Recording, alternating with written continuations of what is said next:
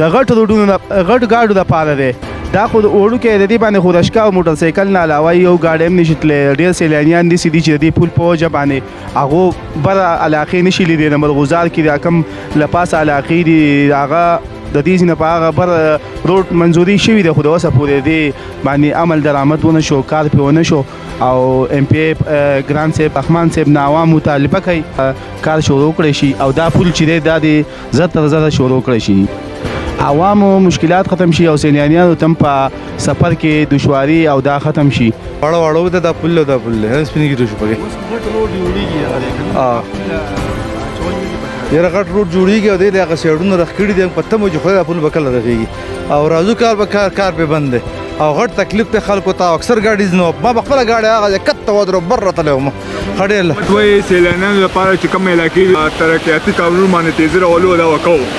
حکومت نه تاسو څه مطالبه کوئ؟ زمونږ د حکومت دا مطالبه کوو چې دا خبره په رښتیا کړي او زر ته زر په سیلاني خاص د مرغزار چې کوم دی نو دا خو لکه خالص لکه د شادګان او د باچا صاحب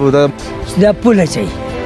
دا پل اچوي او دا خو کچه د پیاده ولار وه. دا څونه وخت وشو چې د دې باندې کار شروع دی؟ دا پل د دې خو لږې 2 میاشتې 3 میاشتې څلور به شوي خو لکه دا لا د باچا صاحب د وخت لا څونه وخت وشو چې دا کار پرې بند دی؟ دا لکه کار پرې شروع دی په پورته خو لکه دا دې ته ځکه نه چې روډ نه وتله کم کم دي علم دی متراپنډۍ دي که جوز دي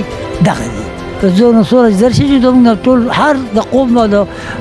تاسو مېلمنو هر څه به برابرتیا ټیټ شي که نه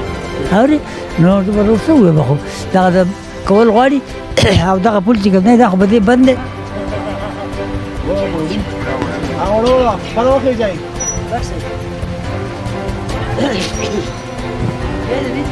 دلته نشته روډ خدای چې کار نه دی چې دا جوړ کړي او خامخا دا خو داسې شی دی که دا پل چې کوم دی که نه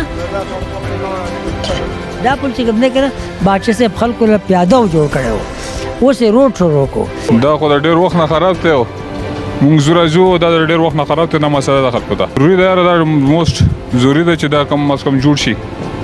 او سیلانیان چې راځي نو هم ته په دې بله خبره ده چې دلته کاروباریان هم ټکي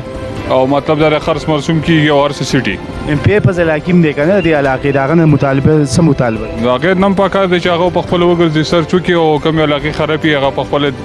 چیکي او کار پې شروع کړي صحیح کول طرف ته بوځي.